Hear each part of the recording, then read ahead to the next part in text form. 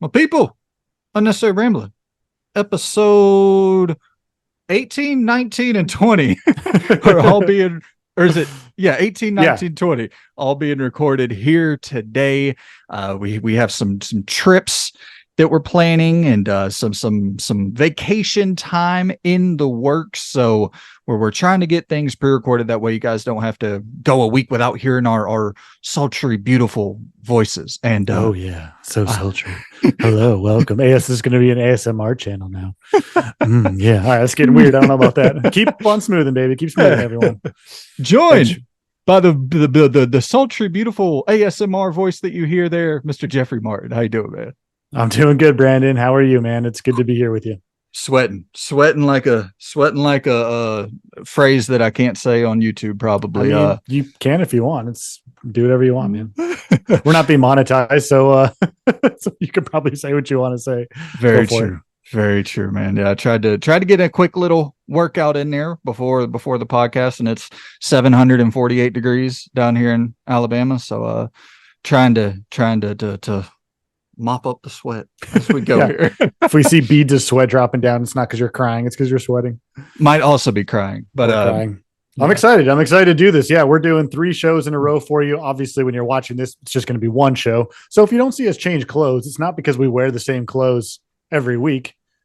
It's just because we're trying to make sure to get in content for you for 3 full weeks. That's how much we're dedicated to all of you. And thank you guys for being dedicated to us. You know, the fact that there's a small community that watches this every week is pretty crazy. So thank you. It's really awesome. Absolutely, dude. I much appreciate having a couple hundred of you to get our video game thoughts off there into the ether and into your eardrums. So appreciate y'all for tuning in. We're planning on doing this an hour for each episode. That way we're not here for 7 hours today. So we're going to go an hour for each episode. And then today we're hitting what we are playing. And then the final topic that was voted on by you good people. And I guess we should address that before we move on. There won't be a final topic next week. There won't be a poll for the final topic next week, but we already put up a poll this week, and the winner of that, we will be recording today. So that'll be on next episode. So you still will have a final topic. And then the following week for episode 20, there will be no final topic there. And then we'll get back into it the week after. So a little bit confusing, but you'll see it, how it ends up rolling out. Yeah, it'll be easy on your guys' end. You'll just see a show each week, essentially. But once the end of July comes around, we'll both be back from our respective trips and we'll get back to the normal groove. So we just want to provide content for it each week. So yeah, let's should we just, I think that's all the housekeeping. Should we just dive into all this and get it so people aren't sitting here for 5 hours? Absolutely, man. Yeah. You have a big list. I got to say, you got a big list. You went from just playing Final Fantasy 16 to then I saw your list and I'm like, dang, dude, you just jumped all over every single game. So you got a beefy list this week, man. Yeah, it was tough because I was coming off Final Fantasy 16 and I was like, well, what do I jump into next? So I don't have a lot of thoughts with a lot of these games because it was more, I was jumping into something, trying to find that thing that stuck, and I couldn't really find it until the final game that I played. So I'll save that for last. Okay. I'll go ahead and I talked about it a little bit last week with the most disappointed category that we went over with old AEW Fight Forever. I played a little bit more of the season mode after that, and when nothing was changing with it, I had to check out of it. I appreciate that it's a first step. I appreciate that, you know, we're probably going to get more games from more AEW wrestling games from Ukes, and I know that it's a established developer who have made great wrestling games in the past, or at least some of the staff members that remain on that team. So I'm hopeful for the future of it, but nothing doing it for me. I even just down to like the creative character options, like you didn't have any beards. It was like a mustache, like just very, it felt very amateurish. It felt like a first attempt at a game. And it's so weird because they have made some of my favorite wrestling games of all time. Obviously, a name of a developer doesn't necessarily mean it's the same people who made the wrestling games or whatever games. You know, the BioWare of today isn't the BioWare from 2007 when they made Mass Effect 1. But yeah, it did not click with me at all. I was bummed out by really having no decision making in the story. Supposedly, if you lose matches or win matches, that kind of alters the story a little bit. I need more than just that. Give me some decisions to make with my character, some dialogue options. I thought the mini games, while they were a breath of fresh air because they at least offered something different, it felt like mobile mini games. What are some of the mini? I'm just curious. Like when I think of a wrestling game and mini games, I don't even know what to place. So like, what kind of mini games when you say that, if they're even descriptive at all? Yeah. So it would be like the coolest one to me was like a home run derby. Okay. Where you're trying to hit these home runs out of the park. And that kind of felt Yakuza-ish. A lot of it kind of felt Yakuza-ish, like going into diners and stuff like that. But there was like memorization mini games where they'll show you different cards and be like, okay, what was the third card? Do you remember that? And you get like little buffs and little bonuses for doing that. There was some cool stuff where you were like almost in a little mini brawler mode where you're trying to bash boxes to get points. It felt very mobile-esque. What do you think? I mean, again, anyone that's watched this, I haven't played wrestling games since the N64. So I'm just curious, like, if this developer, and as you mentioned, you're right, it's not the same people always, but there's always some sense of a pedigree with a lot of developers. What do you think the reason is that they either backed off on content, or what made it feel amateurish? Like, why do you think that they would have downgraded, I guess, from previous ones if they were some of the better developers for wrestling games? I guess I'm just trying to understand, like, if they were known for this, why would it? I guess they either choose to drop down, or I don't know. Do you have thoughts on maybe the quality of why that would change? For sure, because I don't know this for a fact, but the wrestling games that Ukes developed, they really stopped.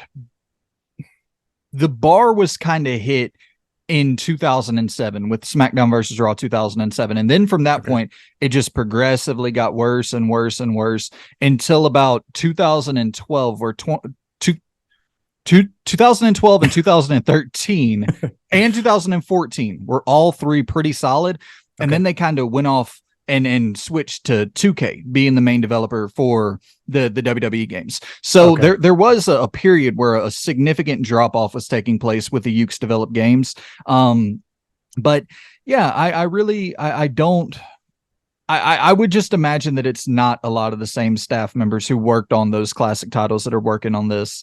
And yeah, talking about the mini games, the thing that really bums me out is there's some cool ways of doing mini games, I believe, where you could, like, because back in Madden 2005 or even like 2000 up to like 2009, you could run 40-yard dashes and you could do bench press competitions and things that related to playing football. And it's like, as cool as a home run derby is and as silly as it is, it's in no way related to wrestling. And I understand this is a more arcadey style of wrestling game, but it's just like, I'm not connected to any thread going on here. And the story presentation is awful. There's really no good, solid cutscenes with your character. The story repeats itself, even if you're playing with an established wrestler on the AEW roster, or if you're creating a character, it's like there's no interchangeable storylines. It's, it just is not good. And I want a real competitor to the WWE games, and this is not it.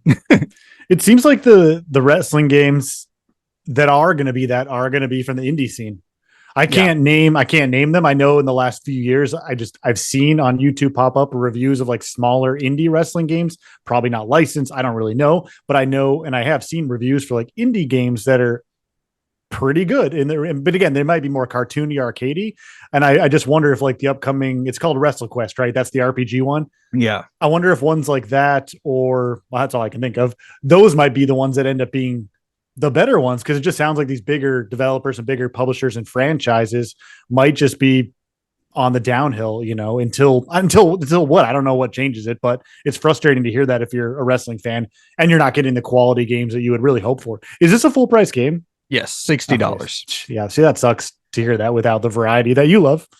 And you said you beat the story mode in like 2 hours or 2.5 hours, right? Last time you mentioned that. 2.5 hours completely finished with the story. Crazy. I mean, yeah, it's unacceptable for it to be a $60 game. If this was $30, I'd be like, that's a cool first attempt. And Yeah. you know, they're building a foundation, which I do still believe that there's a okay foundation here. The gameplay is decent enough. It's pretty buggy. There are a lot of glitches I ran into, but the core foundation, the movement, the grappling, the reversal systems, it feels very much No Mercy inspired, which is usually considered to be either number one or number two of the greatest wrestling games ever. So it's inspired by a good foundation, but they definitely have to iterate on that moving forward. And yeah, to your point, WrestleQuest, that I think that's a direction I really want to see wrestling games go towards, where, and there was even rumor that WWE was developing an RPG. Yeah, so if we see more story-driven wrestling, I'm all for that, because I think without the story, I think wrestling is, it's just like I've said before, it's just men rolling around in their underwear. You got to have some story. That's great. I don't have anything of value to add to it beyond that. That seems like a good place to end that. But it is interesting because I wouldn't think, not being in the wrestling world, I wouldn't think that a story mode would be necessary. That's what's so interesting to me, is it sounds like that is such a huge part of wrestling. It's the stories and the characters and their backgrounds and all of that, right? Again, I haven't watched it for probably 20 years since I was a kid or even longer. So to me, I hear story mode wrestling, I'm like, that sounds so weird.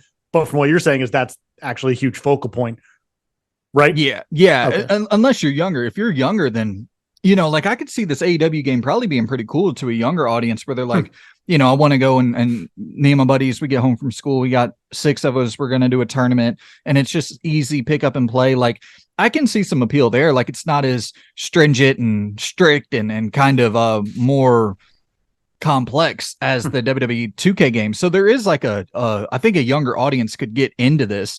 But it's just, there needs to be a little bit more depth for, you know, older people who want a story mode or different modes and just different things to do. Okay. Well, that sucks, man. It sucks to hear that, but I've heard that discourse about this game in the last week or so, but sounds like that's just the common thread. But hey, maybe whatever the next big one will be the right one. I hope so, man. But what you got for me? What's the first thing you want to dive into? I'm just going to quickly knock out 2 that I've already talked about on the show previously. I don't want to waste anybody else's time, but I've still been playing a lot of that Circus Electrique. So, you know, the darks, you know, like not dark really. It's like a steampunky electric themed circus game, turn-based RPG, things like that. So I've still just been playing with that a few more hours this week. I'm really enjoying it. Also, I've still just been playing Mario+Rabbids Sparks of Hope with my wife. We've just been slowly going through it. I do really like the game. People have, I know most people have said Sparks of Hope to them is better than the first one, Kingdom Battle. But the more I'm putting into Sparks of Hope, I really enjoy Kingdom Battle, the first one, a lot more. The way they use more of like the Mario themed worlds. And even though the gameplay was more structured in the first game, because you had to it was like tile based, it was like grid based system, whereas this one's more free flowing. I just felt like there's a lot more charm to the first game, Kingdom Battle. But Sparks of Hope, it's a massive game. Like we're 12 hours in, only like 30% of the way through the main game. Oh. So it is cool that it's a big game. Anyway, so I've just been playing. So those are 2 really quick I just wanted to knock out that I've been playing this week. I do have 2 newer ones, but why don't you hop back into something you've been playing? Because you have a lot more in general. I feel like that you are playing it. At least it looks like. Yeah. And then I'll dive into my newer ones that I've been playing. I'll go through 2 that I jumped in and then jumped out pretty quickly thereafter. Okay. I will start it off with Dante's Inferno. And I'm interested to hear your thoughts on this, because I jumped off this as well. So I'm curious why. For me, I don't really know, man.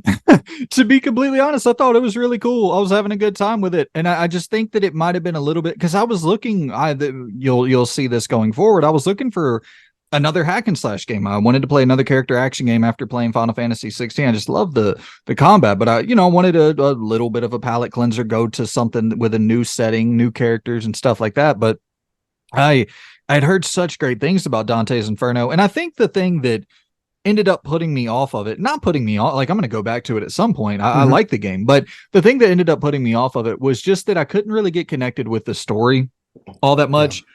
Yeah. And coming off of Final Fantasy 16, I think that I realized, as good as the combat was in 16, if that story wasn't there, I probably wouldn't have stuck with it for the amount of time that I did. And then playing something like this, which was even less dynamic, even less complex with the mechanics, and then also not having really a super strong story, in my opinion, from what I played of it. I only played about 2.5 hours, but it was just like, I like this a lot. I like it's a very, very mature game in every sense of the word. A lot of nudity, a lot of gore, a lot of violence, all of those things that I really enjoy. So I will go back to it just I'll go back to it just when I'm feeling you heathen, how dare you.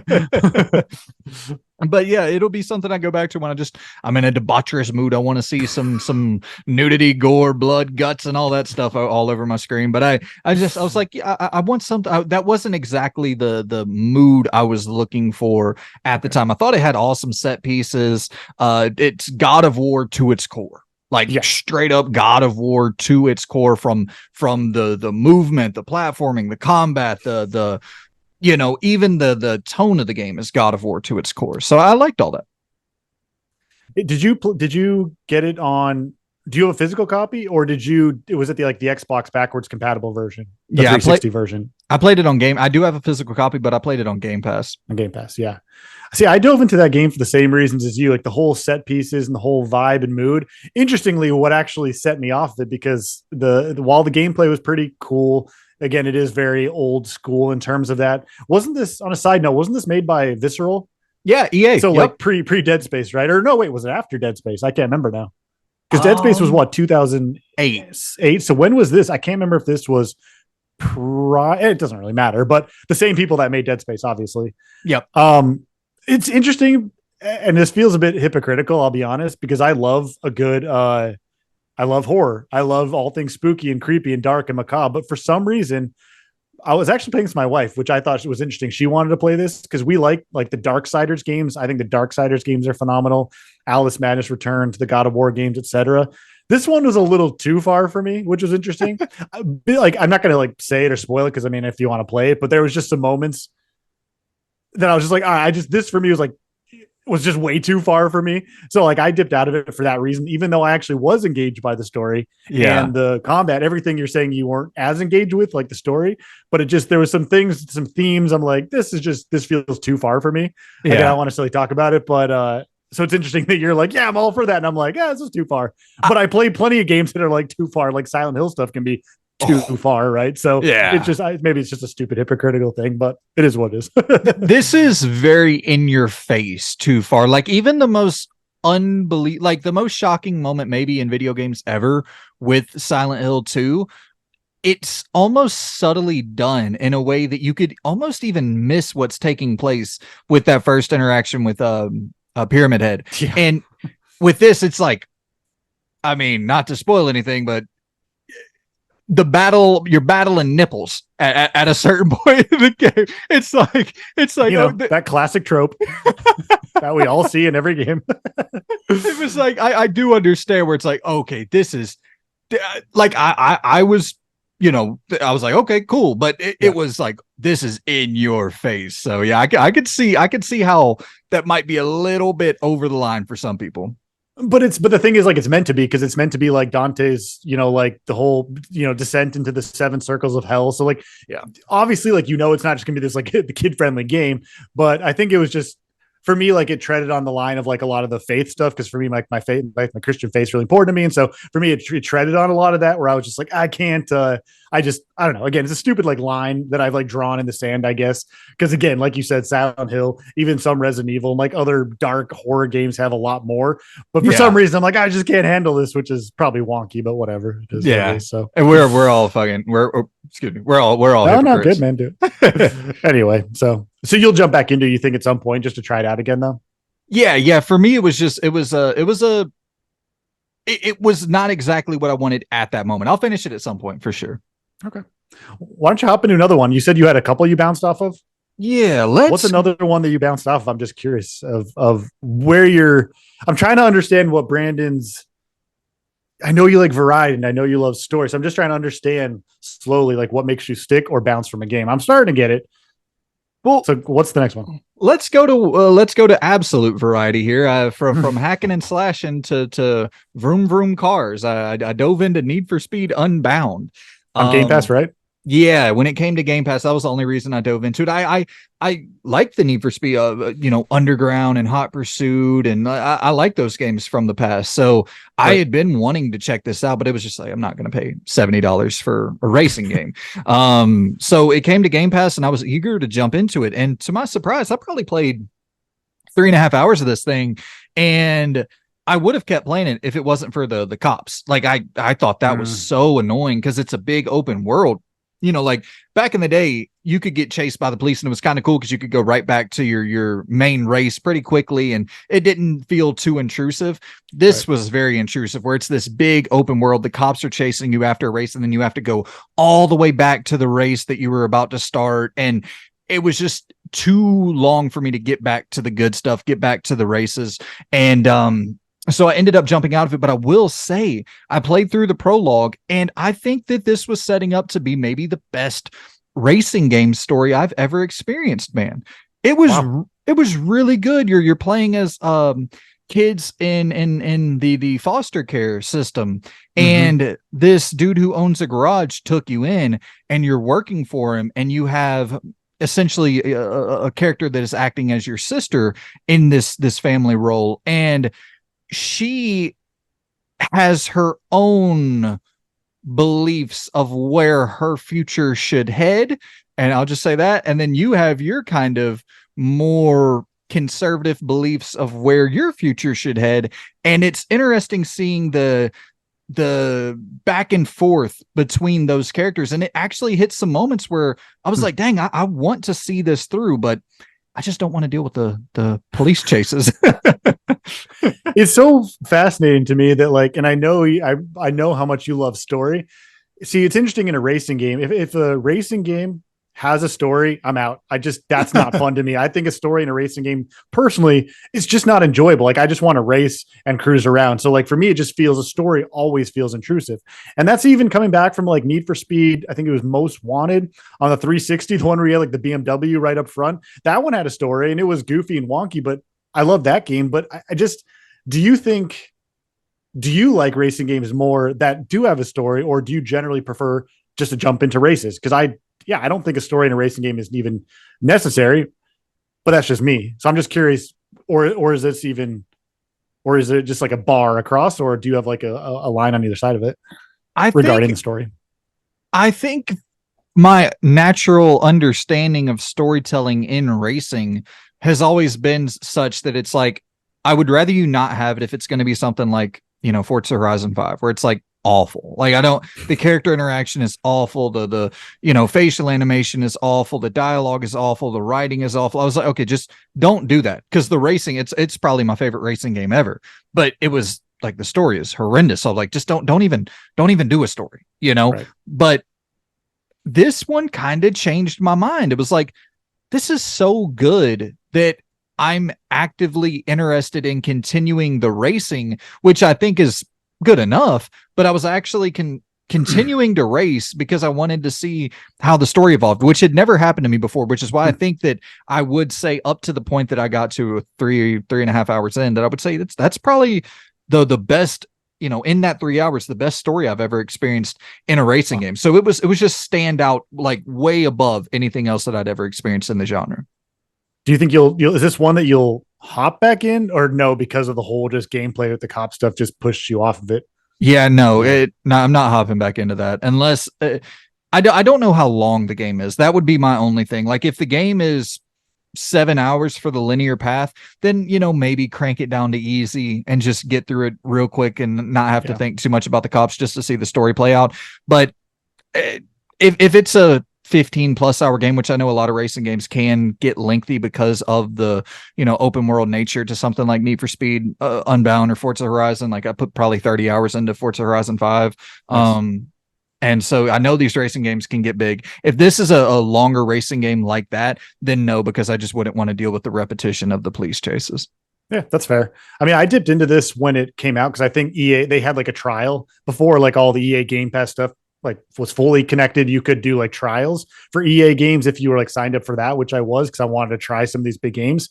And it was really cool. But honestly, I don't, what I've learned, except for I guess Horizon maybe, because I like Forza Horizon 4 and 5 to a point, is I don't really care for open world racing games, because when I think of like Burnout Revenge and like Burnout Paradise, I know Burnout 3 is like the best one, but Burnout Revenge and Burnout Paradise, Revenge to me was the better of the Burnout games if we're comparing those two, because the open world of Burnout Paradise, I don't want to pull up to a light and do a race. I'd rather just go, here's the race. Okay, here's the next race. Like, to me, that personally, I think the racing games are more fun that way. So that's actually why I fell off Unbound, was just because I don't want to do the whole open world with a driving game. Yeah. Generally. I feel you. I was actually thinking while playing this, how cool it would be to have this setup for Need for Speed Unbound, but having it where like you could make choices in the narrative and just go from race to race, but making choices along the way. Like, I think there are interesting ways you can probably chop down the budget a little bit or keep the budget the same, but add in twists and new features that haven't been seen before in racing games that could really add a lot of variety to make one really stand out. So I hope that people get a little bit more experimental with the genre. I don't think open world is like the end all be all for the genre going forward. And here's hoping that if Burnout eventually does come back, I hope it goes the way of just pure like race to race to race with other things spiced in, but not an open world, like back to basically Burnout 3 Takedown. I know that's such a long time ago now, but just the way you could just switch between events, and you do that, and you don't have to faff about with like the whole open world. I hope they go to that if there's ever a Burnout game again. Who knows? For sure. Well, and I'm Burnout. That's EA as well. So right, I mean, EA has kind of been. Well, we'll get to that in our next video, but EA's kind of been on a hot streak a little bit lately with returning to some franchises. So I'm hopeful that they do return back to Burnout at some point. But what you got for me next, man?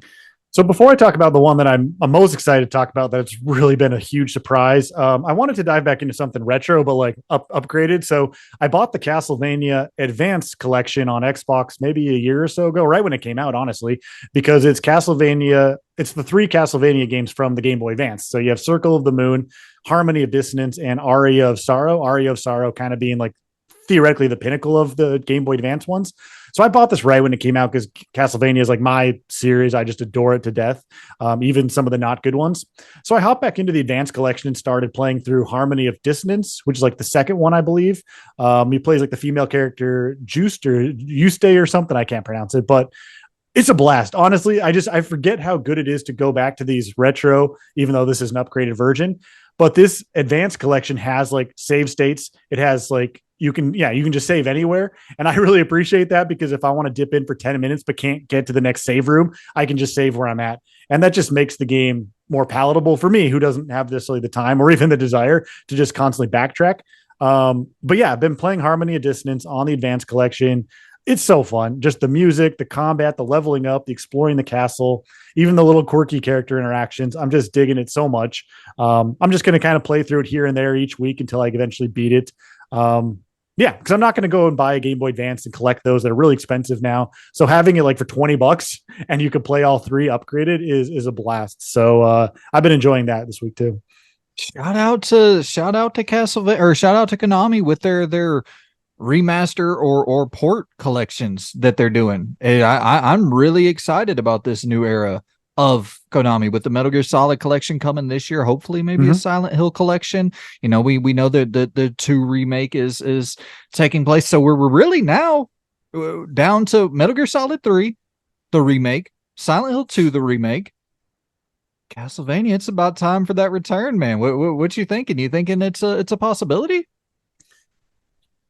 You would have to assume, based on exactly what Konami's doing, like, right, Metal Gear Solid's their massive one, Silent Hill is their massive one, Castlevania is maybe a secondarily massive one, but it would just be leaving money on the table. My only wonder is, will they end up doing like a full-on remake from the ground up of Symphony of the Night, which is obviously like the most beloved, generally speaking. So I just wonder, like, will they do a full-on remake of that, or even in the vein of like something like Bloodstained Ritual of the Night, which isn't, which is obviously from the same creator of Symphony of the Night, Koji Igarashi or something like that. Yeah. That's what I feel like they would do first. I have no idea. I just don't know what they would do with the series if it was a new title. Like, do you think they would do a full out new like 3D Castlevania, or do you think they would try to stick to 2D, because that's kind of like with Sonic, that's the games that tend to do better with Castlevania are the 2D ones, generally speaking. And I say that as someone that loves and adores Lords of Shadow. I think that first game is phenomenal. So what do you think about that? I think if you want to really, if you want to, it depends what your expectation is, from Konami. If you're expecting this to sell 20 million copies, then obviously you go 3D. If you develop it with a budget of 25 million and you make a 2D awesome 2D game for a $25 million budget, like I think you could recoup cost on that. But if you're expecting to spend the type of money you're spending on the remake of Silent Hill and presumably the remake of Metal Gear Solid 3, then yeah, if you're going to develop a game for $100 million, you're going to want to go 3D. You're going to have to go 3D at this point, most likely. But I think it's a great idea to chop that budget down to a quarter, a 25 million, and say, hey, let's just make the best 2D game on the market. I think that'd be awesome. What would you prefer? I mean, it's so tough because Castlevania is one of those weird in between where they're like some of the 3D ones. Okay, well, Lords of Shadow has been pretty good, but the 2D ones are the ones that always shine with Castlevania. Whereas you look at something like Silent Hill 2, which is being remade, like that was a 3D game, right? That was not 3D, that was like a third person game, right? So just by nature of that, my guess is Konami would end up doing hopefully a remaster, or excuse me, hopefully a full on remake of Symphony of the Night, because people would immediately buy that up as long as it was decent, because that's such a beloved game. I can see people trying to just pick that up right away, and Konami being like, okay, this is doing really well.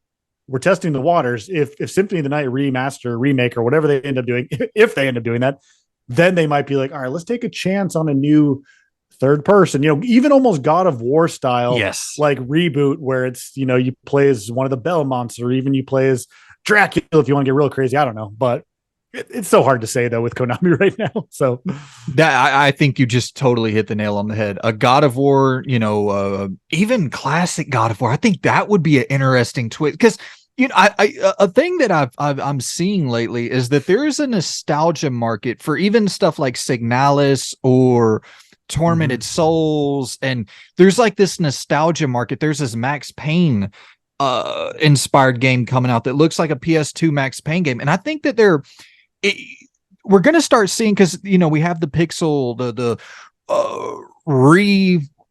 return of the pixel NES, SNES style games popping back up into the modern market. It'd be so cool to see just like a old school feeling, almost top downish Castlevania game that was played a little bit like the God of War PS2 game. I just kind of spitballing here, but obviously what you said is that's the moneymaker, to make a God of War 2018 God of War Ragnarok inspired Castlevania game. There's your 20 million copies sold for sure. Well, we'll see what Konami does. They got a lot with MGS and Silent Hill, which is exciting. So here's hoping. But enough Castlevania. We can hop off that. Well, how many more games do you have to talk about? I only have one more I'm pumped to talk about. So what do you got else? Do you got more? I have two more that I'll jump into here. I played through Spider-Man Edge of Time, finished that. That is what I played directly after Dante's Inferno, because I was wanting that hack and slash feel. This is more of like a brawler, just more of like an old school brawler style game. Really simple, but I was kind of wanting something a bit lighter, especially coming after Final Fantasy 16, which is pretty heavy thematically and emotionally. Is something that's gripping. You're going to be invested in those characters, the good, the bad, everything in between. I was wondering, like, let me just dive into Spider-Man Edge of Time, because I knew that this was all the rage, right? And I've played this game before, but I knew this was all the rage because of the new animated movie, where the character from Spider-Man Edge of Time actually makes it into the animated movie. So this is like a big kind of talking point at the moment for that Spider-Man 2099 character and the alternate universes and stuff like that. So this game was hugely just important for that film. And so I wanted to just jump back into it, and it's great, man. This is a great game. It's aged so well. The visuals are immaculate. The combat, like I said, is really simple, but the gameplay is intelligently done to the point where it's more about getting to where you're going and finding the solution, or it's almost more about evading battle at times, which is something you don't see a lot in these kind of brawler style games, where it's usually just beat up another horde of enemies, another room of enemies until you clear them out. There's a lot of points in this game where the enemies keep spawning, and it triggers in your mind where you're like, oh, they don't want me to clear out this room. They want me to get to the next room to hit this button so that I can open up and to quickly get to where I'm going to save Mary Jane or to save whoever, you know, to clear out this building before it explodes and get the, you know, like it's more about the actions of Spider-Man being the hero opposed to just being a you know, superhero that beats people up. It's the actual heroic efforts. So it gets you kind of into that mode, which is really cool and something you don't see a lot of in games where it's usually just one combat encounter after another, after another, after another. It's like, no, you don't even have to do that so much. Just head straight to where you need to get to as quick as you can, and you're invested in getting there as quick as you can. That I have a few questions about this because I'm actually not at all familiar. I've played some Spider-Man games, but I'm not at all familiar with this one. First question is what platform or what era is this from? Because when I saw that you put this one down, I couldn't place. I guess I could have Googled it, but I couldn't place what era it was even from. I generally don't play a lot of superhero games, so what platform was that? It's from originally. 7th generation. It's a 360 game. Oh, I didn't even realize that. So yeah, is it? But when you say like a brawler type, is it more like a? I don't want to say 2D, but like is it like a 2.5D, just like screen to screen, or is it still like a normal like Spider-Man game where you swing around Manhattan and stuff like that? I mean, I guess I'm just trying to understand what type of game is it. More action adventure, more brawler, or more like I can't figure out how to like put that in my head. Yeah, no, it's a 3D brawler. It's like okay. It's actually, it's kind of funny. It felt very nostalgic because it felt a lot like the PS1 Spider-Man games, where it's a big 3D brawler with, you know, a lot of in everything. It's a fully interior level by level game where you're just going through interiors. It's tight, concise. Yeah, but it plays a little bit more modern. It almost feels nostalgic, like a throwback to those PS1 games with the modern graphics. Incredible cinematics. Very, very cinematic game with a real solid story. This is, I was really surprised going back to this. This is aged like fine wine. This is aged way better than most of the superhero games from that era. Is this, maybe this is just my ignorance, is this a cell shaded one? Was there a cell shaded ish Spider-Man game? I'm trying to like place all of them in my head because I've really only played like the original PlayStation ones way back on the Genesis, and then obviously the modern one. So I can't even place which one this is. So there is a cell shaded one out there, right? That's not this one. Yeah. Did you find? Okay. Yeah. You know, I like that you have proof right there of what they all are. This is Spider-Man. Okay. Yeah, this is the cell shaded ones. So the graphics. This is, in my opinion, if you want to go back to like that's the most underrated Spider-Man game ever, in my opinion. Ultimate Spider-Man. Okay. It is. I mean, this thing, when you put this thing in, it feels like it is not aged a day because of that cell shaded aesthetic. And you know how that's kind of coming back into to popularity in modern culture and modern gaming right now. This feels like it could have been put out 2020, man. There's some mechanical hurdles and some loading screen hurdles that you'll have to get over, but visually, holy shit. But the 2099 or Edge of Time. Edge of 2099. Yeah, Edge of 2099. No, Edge of Time. It's up there because I've played all of the Spider-Man games, and I would say that this might be my third or fourth favorite ever. Oh, you beat me to the question. I was going to ask you. I wanted to know like where Edge of 2099, where that fits into your like. I mean, I don't know what your ranking of Spider-Man games is /R, but I was just wondering where that's at. So it sounds like it's way high up there because there's a lot of Spider-Man games, right? I feel like there's a lot of them, or maybe yes, I feel like there are. There's from 2000 to 2023. There's probably been at least 15 that I've played, and. Yeah, and this would be in the top 5 of for sure top 5 of those the past 23 years. Is this a backwards compatible one at all on Xbox? Do you know? Okay, so I'd have to get like an old school copy if I wanted to play it. Not that that's that. I mean, I guess it is old school now, but okay, interesting. Yeah, it's a bummer, man. It is a bummer, and this is one of those Activision titles. So I'm just hoping. I believe this is an Activision title. I'm hoping, man, that the licensing, if they do get bought by Microsoft, they can throw that bad boy on Game Pass along with some of those other ones. So how would you feel? This is a complete, like, not really, I guess not a tangent. How would you feel like if Activision or Microsoft or whoever ended up owning them, however that pans out, did like a collection of, I don't even know if that's possible with the licenses, but what if there was like a collection of like some of these 360 era, PS3, whatever, like 3 or 4 games, however many there were in like a collection? Do you think that'd be cool or would that just be weird? I don't know if that would be. Activision. Okay. It says right there. Spider-Man 2, the movie game. Activision. I believe Shattered Dimensions. Activision. Real time research right here. We don't need Google. We got the real deal, baby. Nope. All right, you're taking too long. Chip chop chip. I got what do we got? Activision from Web of Shadows. Like all of the Spider-Man games from the past are Activision titles. So dude, I think that's a great idea. If the licensing is still in effect and they could do that, if Microsoft did acquire Activision, I would be just even just to have them on Game Pass would be so freaking cool, dude. Oh, and while we're on the topic of physical media here, segue here. I picked up Solstice. Hey, look, got a copy of it. You did. We talked about Solstice a couple episodes ago, so you actually did get it. You weren't just lying to be real cool on air here. You know? Yeah, I got you. I'm definitely gonna dive into that one. But yeah, Edge of Time, nice. Sick as hell. Okay, again, for not being someone that plays myself like many superhero games, this is why I love talking to you about games, and hopefully both of us as we share different experiences. Like I wouldn't normally play that, but now it's making me want to because I've been wanting to buy a PlayStation 3 again.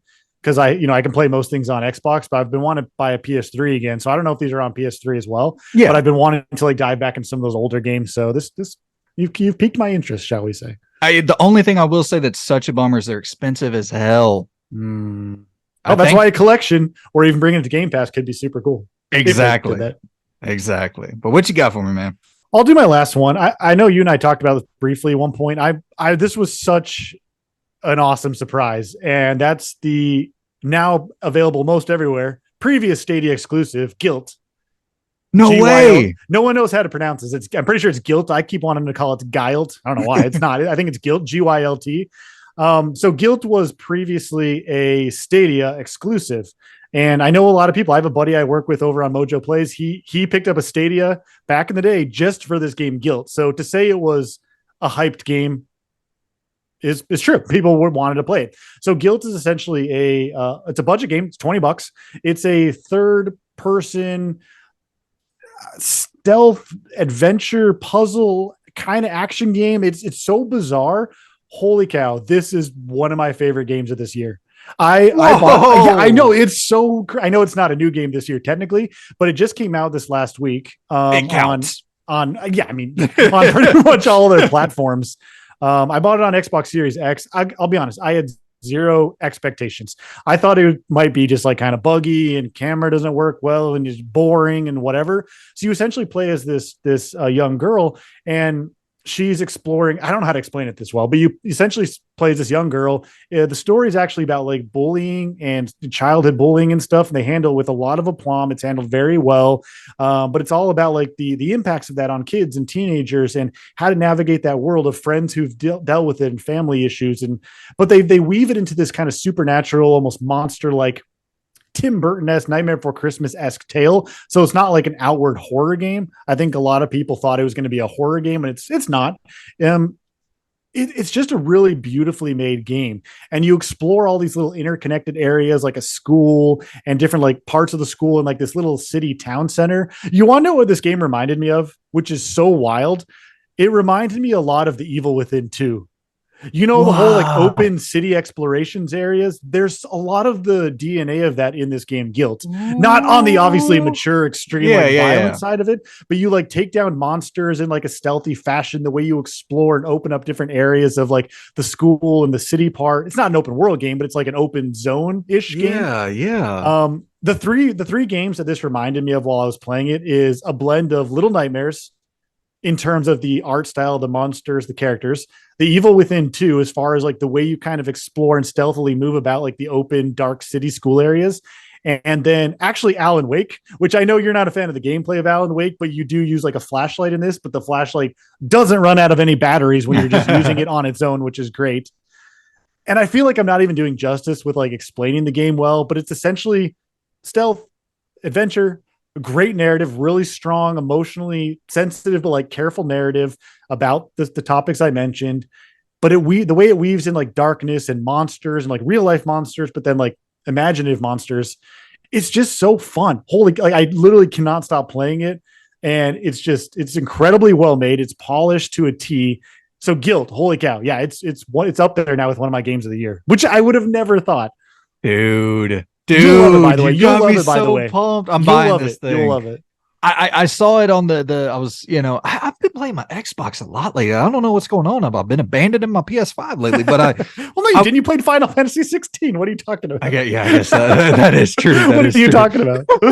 but I was, while playing through the next game that we'll talk about, I went to the Microsoft store just to see because I was getting close to finishing that up, and I saw Gylt sitting there. I was like, $20. Mm-hmm. Okay, because I thought this was going to be a full price game, or a $50, $60 game. I was like, all right, $20. Let me hear what Jeffrey has to say about this, and if it sounds decent, so I'm diving in. The next time we record this bad boy, I'll have some thoughts on Gylt as well, dude. I'm pumped now to dive into that. Here's why you'll love it. Your favorite word: nipple battles. No, I'm just kidding.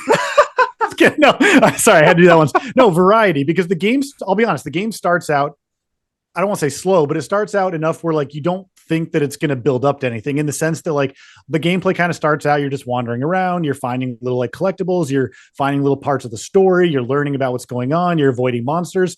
It seems like it's setting itself up to actually be really simple. But then as you get to know each area of like the school and the classrooms, you get like a map that shows you all the rooms, but then you have to start finding ways to like puzzle around the area and find new ways to go and how to take down the monsters. Do you take them down, or do you just be stealthy? The game constantly gives you variety of how to deal with each area, and you never get stuck.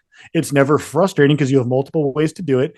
And just the way the world building is handled, and the way you can just move through every area, I've never gotten frustrated. I've never gotten stuck. I'm about probably 4.5 to 5 hours in, probably about like 75 to 80% of the way through. It's not a long game, I don't think. But man, all I kept thinking about was Brandon's going to love this game because it's just so well made and crafted, and the story is great, and the atmosphere. And I know you love the Evil Within 2, which is a weird and wild, wacky way to explain this game, but there are parts of that.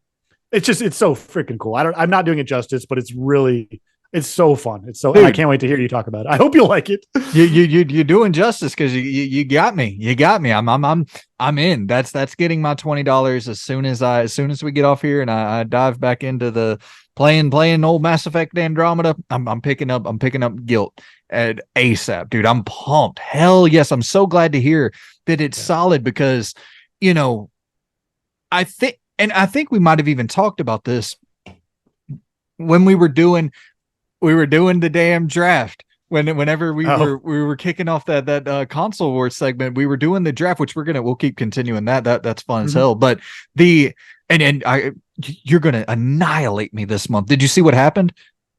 That was such a vague. Did you see what happened? I mean, I've seen a lot of things that have happened, but no. Immortals of Avium got delayed. My number one pick is it's out for until August. I had no, I didn't. I didn't know that. That's crazy. Okay, so you're screwed. All right. Yeah, you're slaughtering me this one.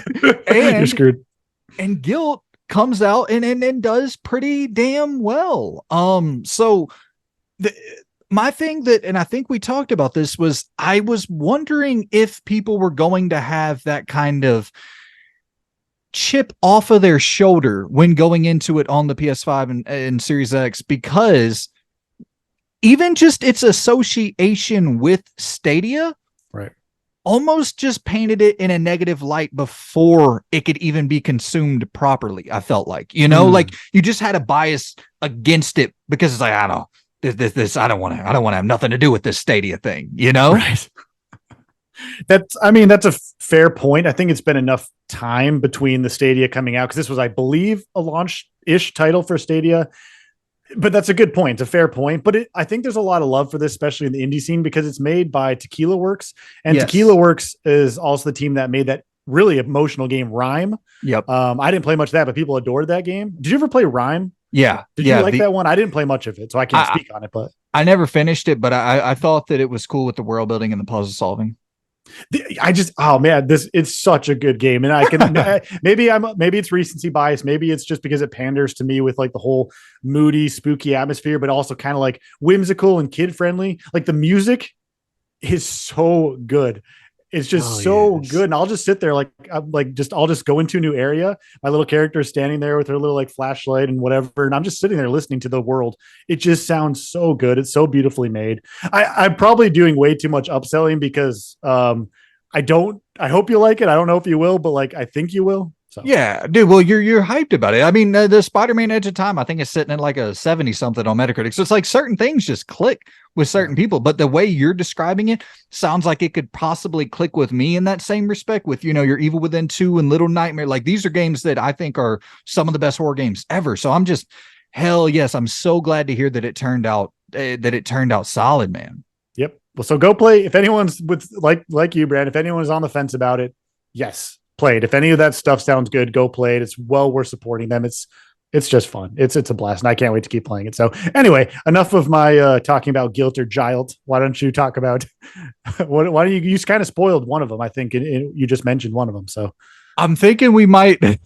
I hate to do this to the good people, but I'm thinking we might save that for next week because we're already at about 50 minutes into the recording, and we still have to hit our final topic. I want to make sure that y'all are top priority. Want to get to your final topic. You voted it. We're going to get to it. And then next week we'll kick off with some Mass Effect Andromeda talk. But all right, fair enough.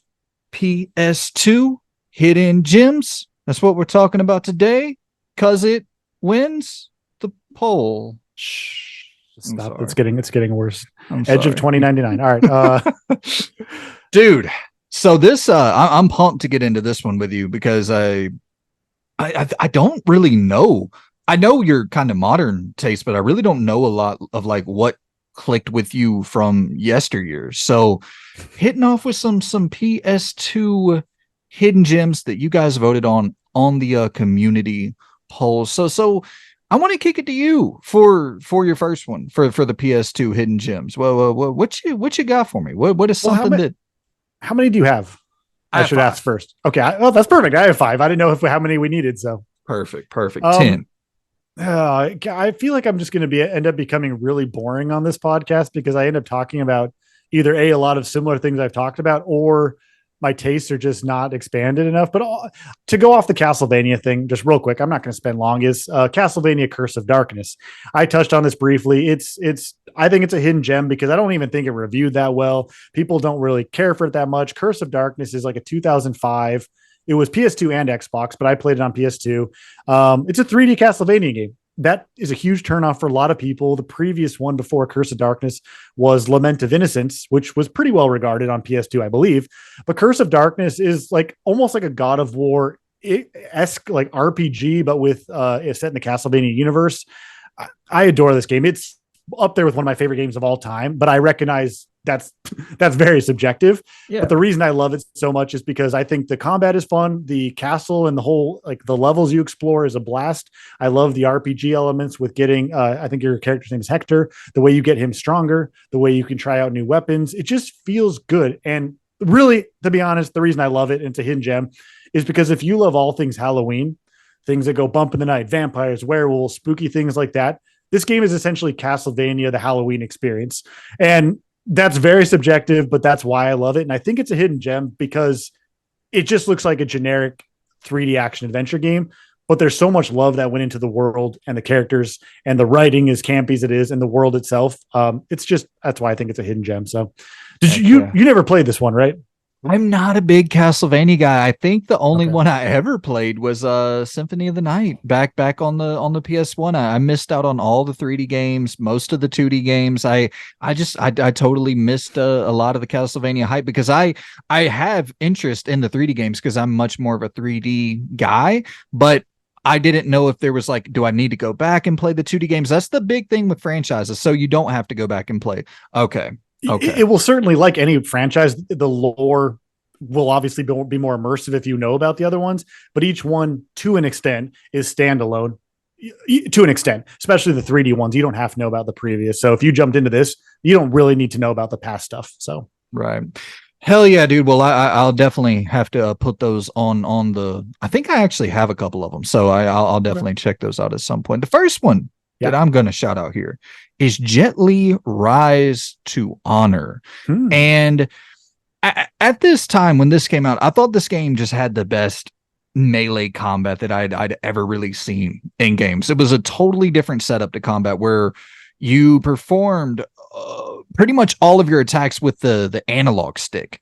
And I thought that offered you up so much more flexibility and range in combat, where if like an enemy was closing in on you, you know, you flick the stick to the right, he's closing in on you to the right, you flick the stick to the right, push him back a little bit, buy yourself some distance. It just felt so much more fluid. And this was a game from that era where mechanics were, it felt like developers were taking more chances with doing different things mechanically, where everything wasn't square to attack, everything wasn't X to jump. Like there was just a lot of variety in the mechanics of this generation, just in general, you know, even like Obi-Wan, Star Wars Obi-Wan, a game that wasn't that great, but similar with, you know, attacking with the analog stick. There was just a lot of cool stuff like that. And I loved this game because once again, even as a kid, I loved variety.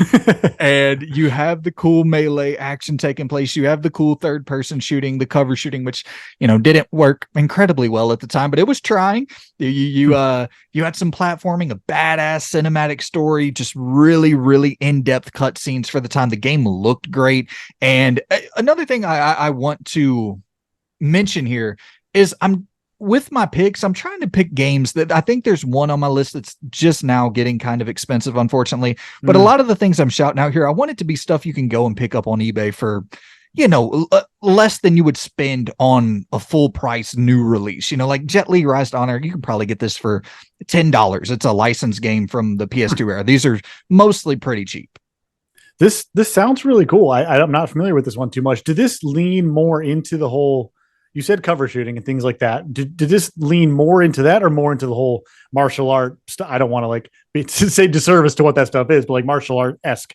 Was it more of the focus on that melee than with the other thumbstick? Way more melee than shooting. The melee was definitely the focus, and you feel it mechanically. The shooting is kind of that lock on Grand Theft Auto style shooting that, you know, not the best, but the melee was excellent at the time. Like you could perform, like you get new moves and like perform leg sweeps and stuff. It was real cool. And it felt like a true love letter at the time mechanically for what could be done in a martial arts video game.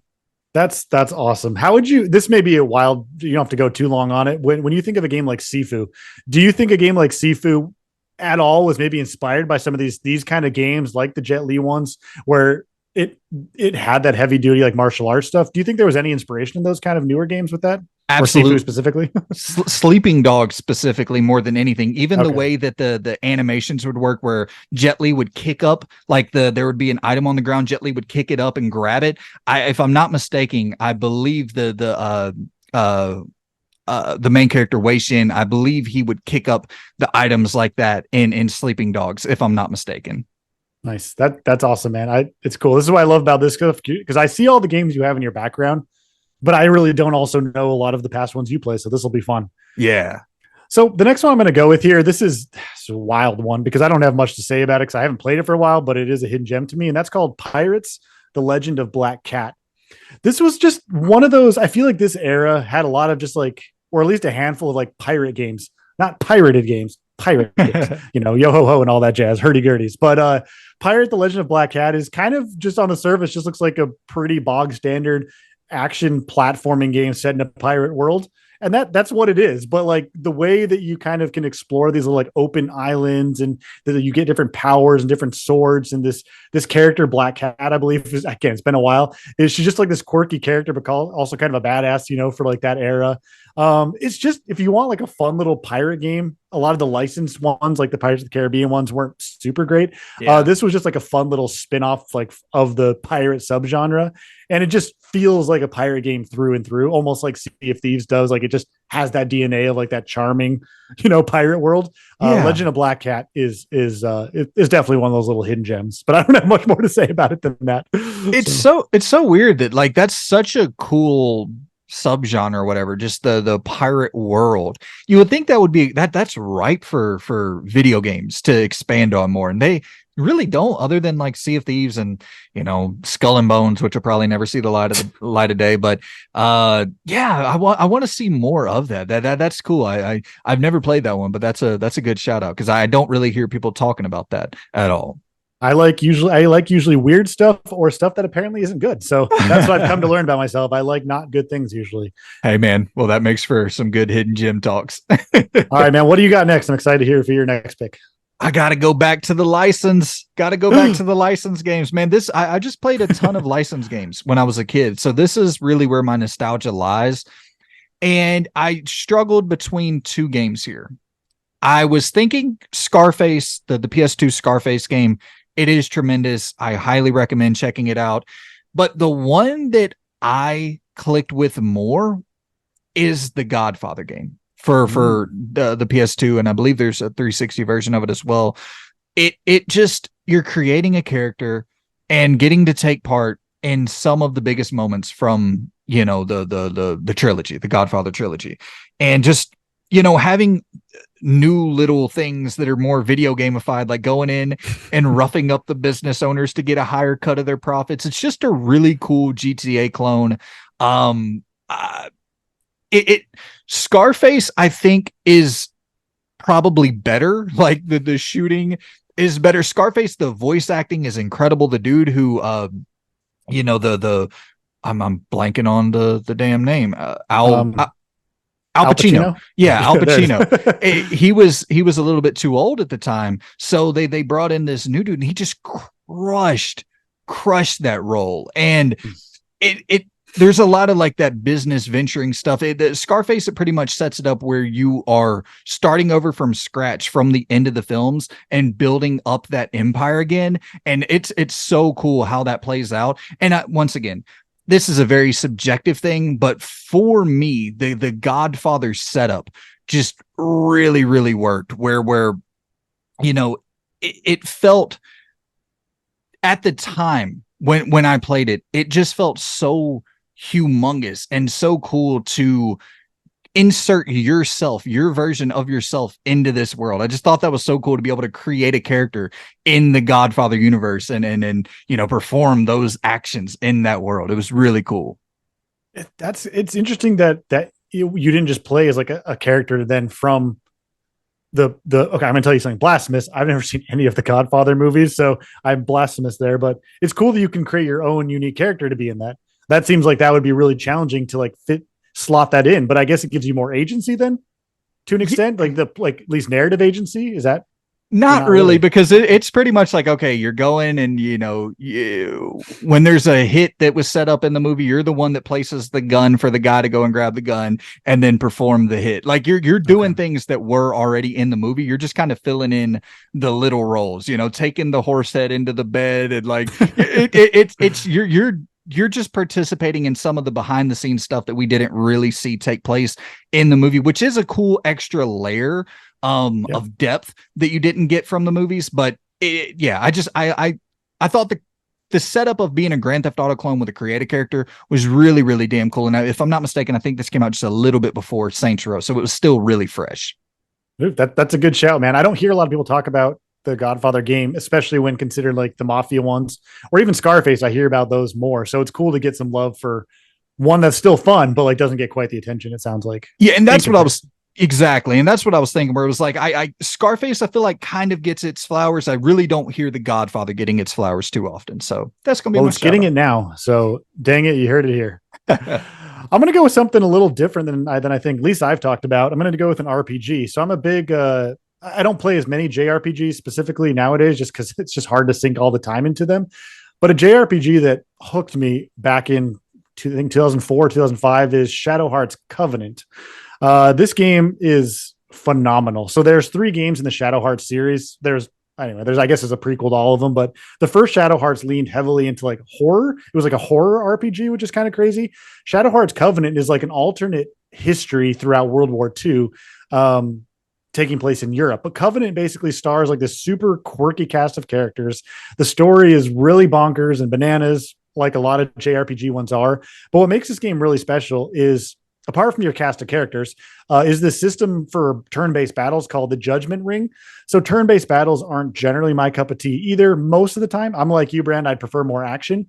But the Judgment Ring is literally just this ring that pops up on screen. So whenever you do an attack or a magic spell or even use an item, this little like ring pops up and you have to like time a button press to line it up with certain like parts of the ring. The more you line it up with like the good areas, the stronger the attack is, the stronger the defense is, the item, etc. And just the way they incorporate that into battles makes the turn-based battles immediately more engaging. And that's actually one of the first games that really hooked me to turn-based RPGs. But Shadow Hearts Covenant, it's just a really fun game. I also picked it up at the same time as a good buddy at GameStop. We played through it at the exact same time as each other, so we could like go to school and talk about it. And it was just, the timing of that was really nice. But if you're a JRPG fan and you're looking for a niche PS2 one, Shadow Hearts Covenant is certainly a hidden gem to me, at least. Nice. Heck yeah. I am going to shout out Extermination. This is, think Metal Gear meets Resident Evil. It's a little bit more action packed and quick paced than a Resident Evil. You can like dodge and jump and platform. But you're kind of playing a lot in this traditional survival horror setup where you're investigating this underground bunker and run into like alien life form. And yeah, it plays like a Resident Evil game in a lot of respects, with the shooting and the backtracking and the no checkpoints, like no autosave. So if you're feeling a classic RE style experience with a little bit more action and feeling slightly more modernized, but not quite modern, one that you can get really, really cheap, still probably for under $20, I would definitely recommend Extermination. Really under the radar for survival horror titles. Good shout out. I haven't heard anybody talk about that, so it's nice to hear a fresh one in the genre. Hell yeah. What you got for me next? Yeah, so the next one I'm going to go with is Buffy the Vampire Chaos Bleeds. So for all intents and purposes, from what I know, the original Buffy the Vampire game, which I think was an original Xbox exclusive. Yep. I never played that one, but apparently that one's better. But Chaos Bleeds is like the second one. And I wasn't someone that played watched Buffy the Vampire Slayer when it came out. I only watched it in the last few years and really adored it. And so I picked up Chaos Bleeds, and it's a really faithful game to the source material. All the different characters you play as, the locations you explore. And it's just one of those fun action adventure games where you get to knock around some vampires, you get to stake them, and then you move on, you play as different characters. I don't hear a lot of people talk about Chaos Bleeds, but if you're a vampire fan or a Buffy fan or any of that stuff, it's just a really fun, actually well-polished action adventure game, a licensed one. So that's I just wanted to make sure to shout that one out. Yeah, and that's one as well that I think is still fairly affordable, because I remember seeing it at a local store recently, and I wanted to pick it up. So I used to really like the TV show, so I need to check those out. But staying kind of in the horror realm here, and I'm sorry for those of you watching who are seeing us rapid fire through these, where we're running a little bit long on the recording here, so I'm trying to get through these pretty quickly. I'm shouting out Indigo Prophecy here. Yeah. This is I've played all the Quantic Dream games. I'm a sucker for the camp and the cheese and the absolute absurdity of these games. But I don't know how, but Indigo Prophecy is like 3-4 levels more absurd than even Heavy Rain, Detroit Become Human. Like it's absolutely asinine. But it's also really cool on a base setup level where you're playing as like three main characters, two detectives who are working on a murder case, and then you also get to play as the man who's being accused of the murder. And the game is, it's obviously in the vein of your Telltale games, like a choice based narrative adventure, but there's cool elements of like puzzle solving, where at the beginning of the game you're trying to figure out what to do. You wake up, it seems like you blacked out, you wake up and you see this dead body with like blood all over you, and you're trying to figure out what to do with this dead body because you believe that you murdered the guy. And you're like, okay, there's a cop in the diner. Do I clean up the murder scene, which even more indicates that I'm guilty? Do I just take off running? Like you have to make these on the fly decisions that are actually in-game decisions, which is something that even to this day, you really don't see a lot of, where you're making decisions that are gameplay centric that could affect the story. There's a lot of decision making in games where it's like, okay, cool, I'm making a decision through dialogue that will directly impact the story, but gameplay decision making, there's not a lot of it. And this game had quite a bit of it. And there's a lot of stuff that's aged with the QTE driven gameplay and stuff like that, but there's a real cool story here that's totally bizarre. By the end of it, it gets to a level that's asinine, but it's still fairly cheap. It's on modern consoles. Unfortunately, the physical copy of it's pretty expensive, but you can grab it digitally for probably under $15-20. So yeah. Nice, man. Super quick pop quiz. What's the other name for Indigo Prophecy in the other regions? Fahrenheit. Boom. 100%. Yep, that's it. I had to pop it in there. That's a good one, man. All right, my last one. Don't really have anything to say. I've already talked about it on the channel. Scooby-Doo, Night of 100 Frights. It's not a horror game. So, hey, it's a 3D platformer. It's not a fantastic game, but if you love Scooby-Doo, if you love all the things I've said about it on the channel before, and you just want a fun little 3D platformer in the Scooby-Doo world, more people need to play it. That's all I got. I just love it so much. I need to shout out because it's still a hidden gem to me. So shout out to you, Scooby. I am going to close it off staying with the horror here. I'm a horror hound dog here. Horror hound. Cold Fear. This is so criminally slept on because, unfortunately, it's a survival horror game that came out the same year as Resident Evil 4. Wasn't it like the same month? I could be way wrong. I thought it was like the same month. It might have been, man. It might have been. And it just not great timing for Cold Fear because maybe the most revolutionary, just most imitated survival horror game of all time came out that same year. But if you are into survival horror, you should absolutely check this out. I think in some ways it has aged a little bit better than the original Resident Evil 4. Like, you're able to move and shoot in the original Cold Fear, like the game from 2005. You're able to move and shoot in it, which was not at all standard at the time. And it kind of blends the tank-based controls with the more free-form movement that games, were beginning to transition to at that point. But yeah, it's just a really solid survival horror game on this ship setting with a pretty solid story, a bunch of cool mechanics. You could like crouch and then move around in stealth. You could switch the camera to a first-person perspective. So and also, like, there would be times where the waves would kind of push your ship around, so it would knock you off balance, and that's kind of adding an extra layer of difficulty. It's just a real cool game, a Ubisoft published horror game, which we have not seen, I don't believe, since then. They had that I Am Alive game or whatever, if I'm not mistaken. But not many Ubisoft published horror games, and this is unfortunately the one that it's getting up there in price. I remember finding this for $10 at a retro game store back in the day, but it's like $50 or $60 now. I hate even recommending that to you guys because, it's like, that's just crazy. But if you do have $50-$60 laying around and you're like, hey, I'm looking for something that's exactly in this vein, I'd recommend it. But if you can find it for $30, definitely recommend it. I've heard it said about this game, and you can tell me that if RE4 never came out, if it wasn't a thing, or even that year, that Cold Fear would have been revered as one of the greatest survival horror games. I've heard that said, like, in a lot of different places, and I never played it, but I've heard that. I'm like, wow, that's pretty big.